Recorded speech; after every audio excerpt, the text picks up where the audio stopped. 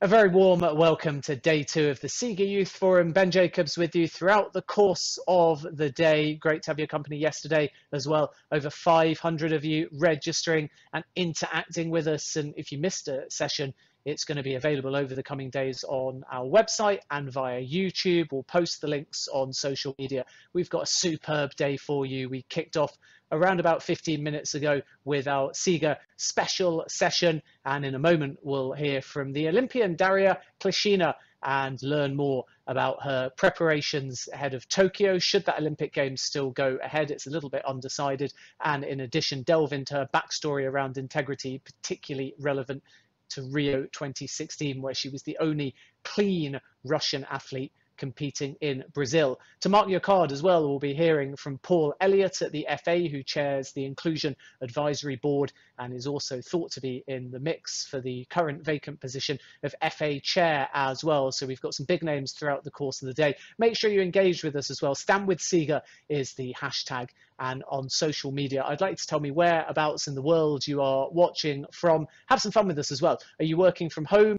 If so, what does your office setup look like? Have you got a desk in one corner and a young child in the other? Are you nipping out periodically like I am to take your pet for a walk? Have you got a Zoom meeting up and listening to SIGA at the same time, and maybe your boss doesn't even realize? Either way, send us a photograph, but probably don't get yourself into trouble with the boss, because remember, anything you put on social media is going to be retweeted by us to a very large audience. You can also reach out to me personally as well via @JacobsBen, and I'll engage with you and give some shout outs too. So a warm welcome to day 2 of the SIGA Youth Forum, and we begin in earnest following on from that SIGA special session with an exclusive fireside chat with Darya Klishina. And Darya, as I mentioned, is a long jumper and an Olympian. Her first Olympic Games was in Rio, and she went through a very dramatic experience of being banned because Russia was blanket banned originally due to doping violations, but she was able to challenge that legally and eventually compete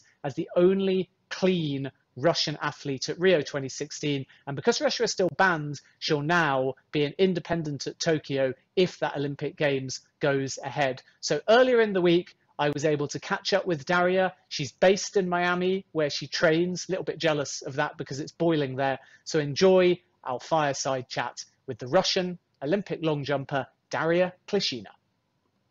Welcome along to the SIGA Youth Forum. We have a very special fireside chat now, and we need the fireside chat here in London because it's absolutely freezing, but absolutely no fire is necessary over in Miami, where I'm delighted to be joined by Darya Klishina, Russian athlete, long jumper, and of course, due to the ban, was forced to compete as the only clean athlete at Rio 2016.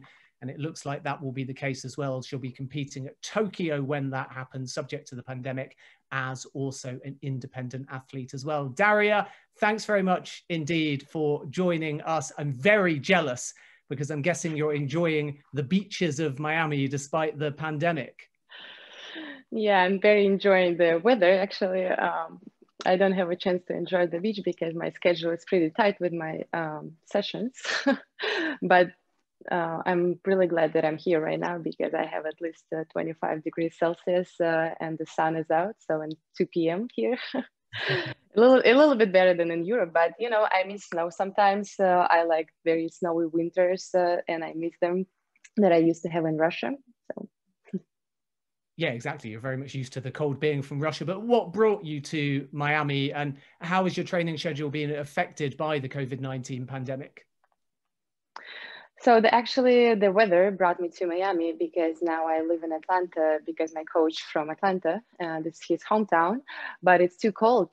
It's about 2 degrees Celsius usually during the day and plus 6 degrees Celsius. So this is not the best weather to train outside because we don't have, unfortunately, indoor facilities in Atlanta. So, my body likes to stay in a warm place. So that's why I came for like a long training camp in Miami. So I'm going to be here about 2 months till March. What's changed for you since COVID unfortunately broke? Naturally, less ability to compete. But I suppose the logistics of an athlete are completely different as well. From an integrity point of view, I presume the manner in which you are tested out of competition takes place a little bit differently compared to previous times. Oh yeah, definitely. First of all, this has an effect on our training schedule at the beginning to the whole preparation for the competition season that didn't exist right now. Actually, we don't have any competition schedule even here in States and in Europe as well, because in some countries it's still locked down, and some countries the situation is not so good with the COVID. But here, at least, we're able to use public tracks to train. And this is already, I think, the great opportunity for us, because a few months ago, we didn't have a chance to go to the regular track, and we had to use just the public parks and nothing else. The old gyms was closed, and we had to be very creative about the workout that we could do at home, or maybe next to the apartment building, something like that. Yeah, lots of videos, especially on the Instagram, the social media, from all people from all over the world with the home workout.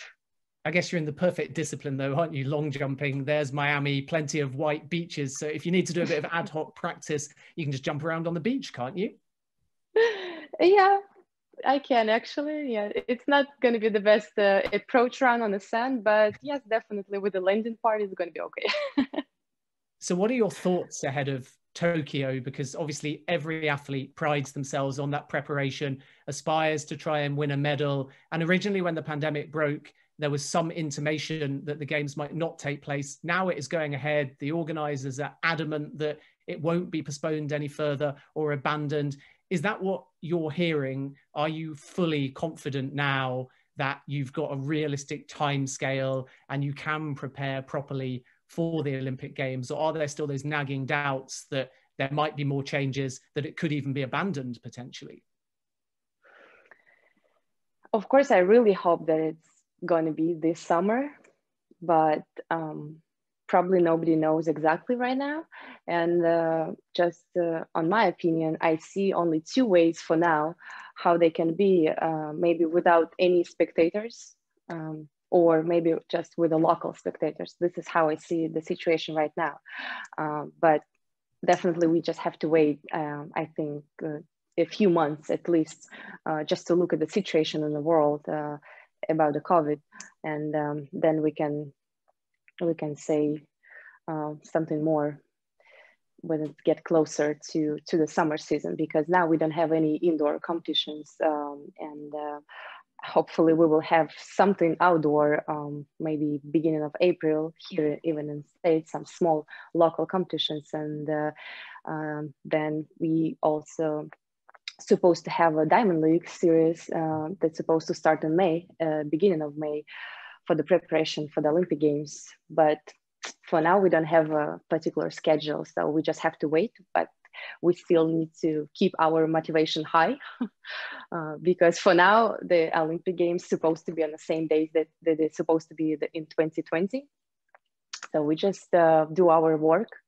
We're just training, we're just preparing, and we hope that the Olympic Games is going to be in this summer.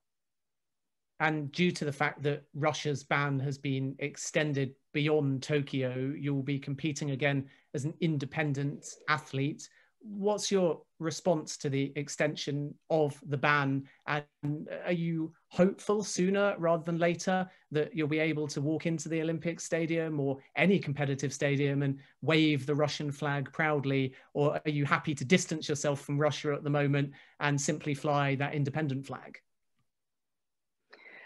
I can say, of course, that I'm happy that I can compete without a flag. This is not normal, not how it's supposed to be. But I'm competing as a neutral athlete for 5 years, so it started at the end of 2015.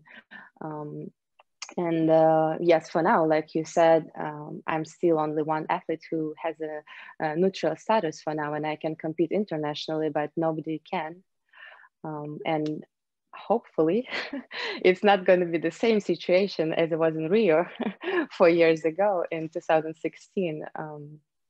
But kind of mentally, I'm ready for it, because we used to compete under neutral flag for 5 years. We just got used to it. We still have a small hope, but with the flag, I don't know. This is very little hope to compete under the Russian flag on this Olympic Games in Tokyo. And just talk us through, as you alluded to, Rio 2016. What happened, for those that don't know the context, and how difficult was it for you to ultimately make that games even as an independent? How taxing was it to battle to be declared clean and still to turn up and have the mental strength to be able to do your best after such a dramatic and stressful scenario where you went from maybe not being able to compete to being able to compete, but with lots of legal question marks and stresses in between? Yeah, just first of all, I want to clarify that I was competing under the Russian flag in Rio, so I was not under the neutral flag. And yeah, I think it was like 1 week and a half before I supposed to fly to Rio. I got an email that I can't compete. Just my team reaction was so fast and so professional. We just get to the lawyer the same day, maybe an hour later after I get an email.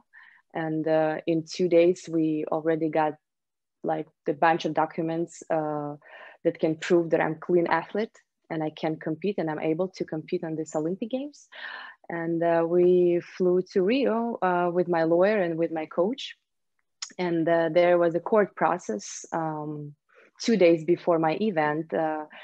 And I was in the process, my coach and my lawyer. So it was 3 of us and 2 lawyers on the opposite side from the AWF. Now it's World Athletics. Yeah, the process was for 4 hours, supposed to be 2, but it was a little longer, twice longer. Of course, I was very nervous because I didn't know what to expect because they banned the whole Russian team and lots of people for no reason, just because. And the first sentence that they said in a court from the lawyers from the AWF, they said, this court process not about the doping case. This court process about the system that I involved.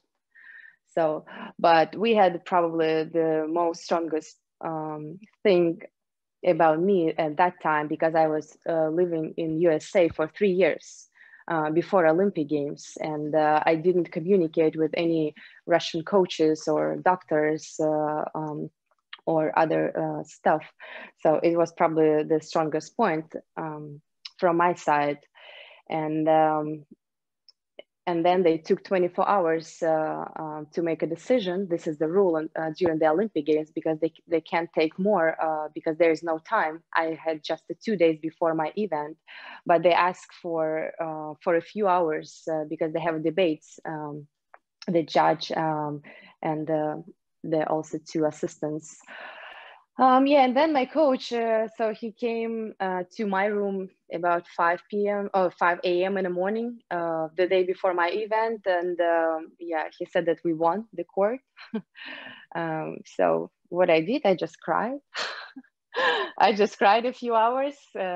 Yeah, of course, before I couldn't concentrate on my training, on my shape. And it was so difficult because I was just drained. I was so empty on the emotional part because it was just a very big stress that I was not ready for it. And when I came to the Olympic Stadium for the first time for my qualification round on the next day, I was just, I didn't care about this. I didn't care that I'm an Olympic stadium, that is my first Olympics, that I want to jump far. I just, I didn't have any emotions, any thoughts, any motivation, just nothing. And this was probably the worst case because if you come to the competition and you have to compete, you have to have something in your head, any emotions. You're supposed to be happy, angry, motivated, something. But if you completely just flat, empty, this is so difficult to to participate on a high level. And actually, I was very surprised that I passed the qualification round and I got to the final for the next day. Yeah, but on the next day was the same mood. A few months after the Olympic Games, I couldn't say that I was depressed, but I was under big stress and I didn't want to do anything. I didn't want to train, nothing, but it was just a few months.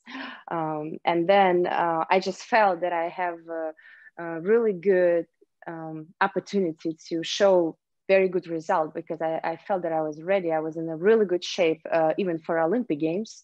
And I was upset, not about the situation. I was upset that I couldn't show this result because I was ready for it. Yeah, because the mental part is so important, not just the physical part. Yeah, and a few months later, I just started to prepare for the next season. And the next season, I think, was successful for me because I got a silver at the World Championships. And I was happy about the result.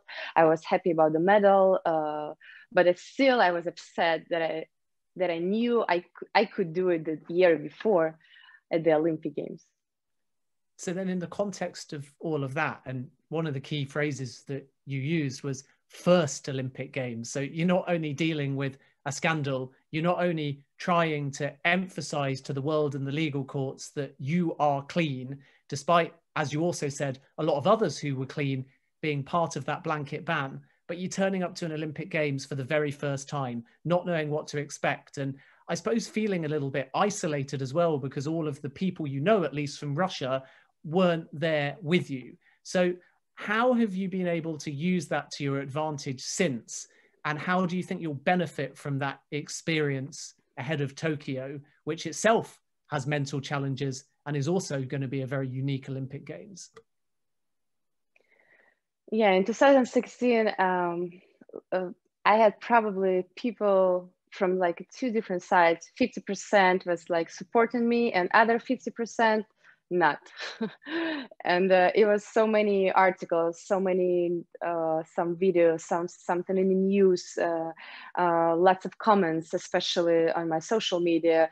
And of course I just couldn't see good comments where people were trying to support me. I just saw bad comments. And yeah, it has an effect on me a lot, because I didn't expect this from people to be so rude to me on this situation. Yeah, but like you said, the 2016 made me so much stronger mentally. And this is the best, and I think the biggest benefit that I could have from that experience. Even I could feel it in 2017 during the World Championships, because I was so calm. I was so confident with myself during the final. And I think this is the biggest, this is the major thing for the athlete, just to feel this kind of emotions, not to be stressed or not to be nervous on the particular day, and actually particular like 2 hours that you prepare the whole year for the main like final during the World Championships or any other big competitions. I want to bring things back to SIGA and the SIGA Youth Council before we continue with a few broader questions. And obviously, these 2 days are all about youth engagement with integrity-based issues. And one of the ways with doping, but with any breach of integrity to stop it, is to educate when athletes are young, and also to ensure that everybody, even if they're not competing around the world of sport, are aware what's right and wrong, are aware of what channels they can turn to if they see breaches and so on. But when something like doping is so widespread, and when it starts for some athletes at a very young age, and maybe even when coaches are just giving you sort of mysterious cocktails, and a lot of athletes will say they don't know what's even in the things that they were given at a very young age. What's your advice? How do you stop it specifically for youth at a very young age? Because from a personal point of view, it must cross your mind. You know, I'm young, I'm jumping 6'5", I'm growing, I want to get to 7. And if somebody comes along and says to you, all you've got to do is take this, turn a blind eye, or they might even say, here's something anonymous, it's perfectly legal, and you're young, you're naive, you've got absolutely no idea, you're trusting your coaches. And then suddenly you improve and you forget about it. And lots of athletes tell that tale. So how do you resist cheating or any form of a lack of integrity at a young age? How do you show that strength? It's a good phrase you said about trust your coach, because I'm the person who really trusts my coach I'm working with. But this is from one side, but from the other side, you have to be really independent person from even the young age. If you want to become a professional athlete, you have to be independent. Whatever how you trust your coach, you have to have your head on always. You have to think for yourself, because I know this is a problem really. Some coaches, they can push to the young athletes and they can say, for example, you're not going to get better result if you don't take something. But this is not true. So this means this coach that don't want to just work. He or she doesn't want to do his job, because for the young athletes, I think this is the easiest way, just a good workout, good recovery schedule. This is the way how to improve the results, because you're growing. I can say from my experience, when I was young, my results was growing, not so fast, but they were growing year by year, like 5 centimeters, maybe each year. Maybe I wanted to jump like a half a meter longer every year, but this is impossible. And I just got lucky with my coach, because I never heard this from my coach, from my first coach that I was working with. And also, I want to share one story. When I was young, and I was jumping maybe 6'2", maybe 6'3", maybe even less. And I was looking to some older jumpers who already had like a very high results and some Olympic medals. And I was thinking, wow, how they could jump that far without any doping. This was my thought when I was young. And then maybe in a few years, I jumped my good PB, like about 660, 665. And I was like, okay, this result, you can definitely jump without any doping. And then I jumped much further, like in a few years, and I set my another PB with 6'8". And then I was like, okay, this result, you also can jump without any doping. But still, I had this thought in my head, like, oh my gosh, this 7 meters club, that's so far away. That's just impossible.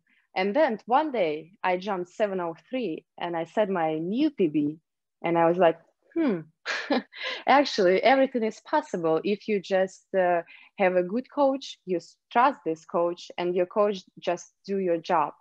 So you just working out, you have a motivation, you have a desire to show this result.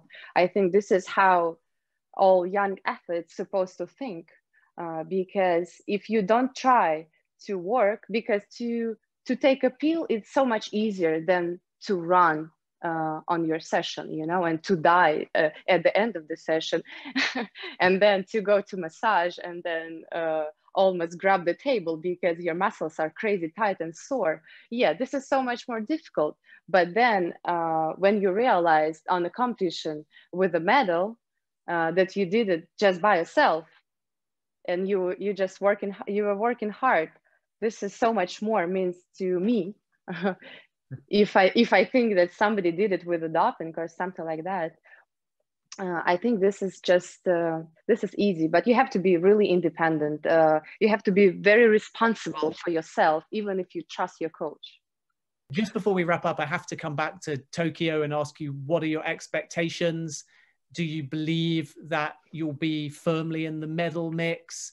Are you tapering the expectations a little bit simply because of the pandemic? What do you think you can achieve at the Summer Olympics? Definitely, I will try to do my best, because every time we want to show the best result, better result that we had, and I just want to be confident uh, at the competition. And for me, the most important part just to stay healthy, because if I'm healthy, I know I can jump really far, and I know that I'm strong mentally right now, so much stronger than I was 4 years ago, and I think it's going to be very helpful and beneficial for me during my next Olympic Games in Tokyo. And of course, I will think about the high result and about the medal, but the probably the strongest competitor for myself, that's me. Yeah, definitely, because you have to concentrate on your jumps, on your um, like during the competition, you have to, yes, concentrate what you're doing, not to be concentrate on somebody's results. So just to stay focused with a very tunnel vision, because also we have so many people. I hope we will have so many people on the stands during the Olympic Games, and everybody will be safe.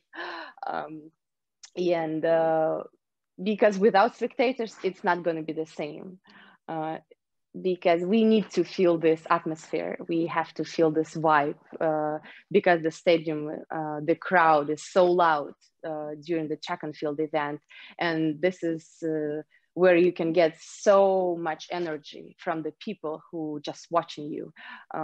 This is just supposed to be very emotional, on a good way, very emotional event. So, and anyway, I just expect a big celebration at least. Yeah, we're certainly looking forward to seeing you compete, and we wish you all the best. Final comment, which is this, and I think it's an appropriate way to end, a direct message to our SIGA Youth Forum members watching, certainly inspired by you, looking for advice to continue their own path, fighting integrity within sport, because you, of course, have just turned 30 on January the 15th. So happy birthday. When I turned 30, it was panic. I'm old, third life crisis, or maybe even a midlife crisis. I was in the fetal position. I was doing nothing. I might have even reached for an alcoholic beverage or two. They're still young. You're still young. There's hope for you, if you like. So give them a message, you know, having turned 30, having had a lot of wisdom through your own personal story, give them a message as to why what they do, fighting integrity in this field with SIGA, is important and is relevant within sport. Yeah, about my birthday, actually, I don't know why, but so many people were trying to tell me that the age is just a number. And I was like, I'm okay. I'm not depressed. Yeah, I don't have any problem with this number. I don't even think about it, because the most important thing, how you feel inside, right? This is how you feel. If you feel that you're 30, okay, fine. But if you're 30, but you feel 21, I think this is so much better. You can have so much more fun. And yeah, and be so, yeah, just have so confident with yourself, with your soul inside. But the thing that I want to say to the young, not athlete, just the young people, be always motivated, just trying to go and reach your goal, reach your target if you have it. This is very important, actually, to have it, to set your goal.